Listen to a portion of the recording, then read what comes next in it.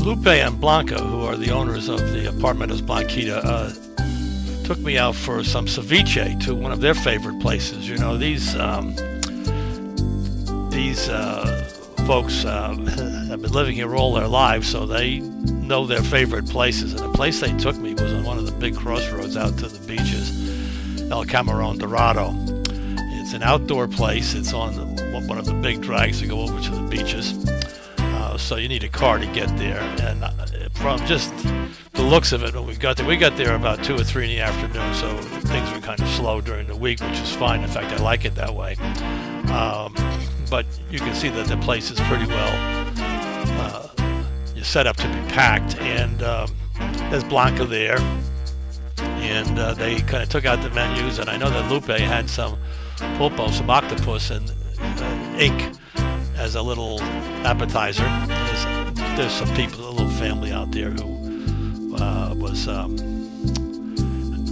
eating a kind of late lunch, and so I took a look at the menu, and they were deciding whether to get me a small ceviche or a big ceviche, and they ordered the small. And I said to myself, "Wow, you know, I'm hungry." But when I saw the small when it came out, I'll show it to you. It's huge, and the large one is well, you could float a battleship in it basically. And we got shrimp and pulpo, shrimp and octopus ceviche.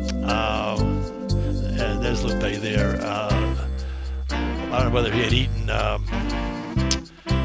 his pulpo in its ink, but there we are. We took a little pose there for. Blanca was operating the camera. She did a good job. She has a good steady hand. And here's the name of it, and of course the directions are on the fact sheet at the start of the video here.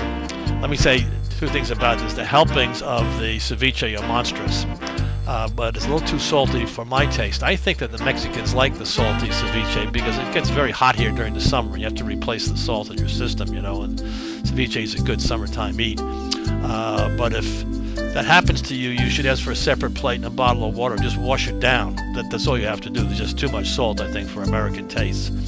And you can see the prices for the small and the large. It's very reasonable. The thing that I liked here most of all was the fact that they have their own bakery. So besides getting all kinds of mariscos and ceviche, they had a wonderful dessert, which was a flan. I took a flan.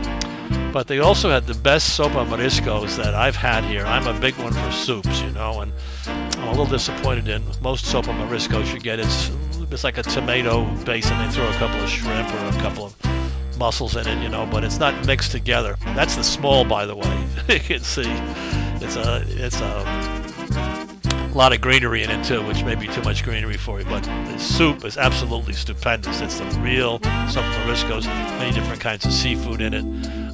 So that's one of the things you want to order when you get there. I will guarantee it's the best that you can probably get there. And there's the large, you know, for that Blanca and Lupe shared. I don't know if they were able to finish it, to tell you the truth. But Lupe's a big eater. He's a big guy, so they went at him. And here's the homemade flan. You can see that, you know, caramelized sugar down the bottom. And that's just one mark of it being great stuff. We all had it, you know, so it was a nice finish to you know, this is a very breezy place, very nice, very clean. If you really want to get some good stuff, get your tail out here.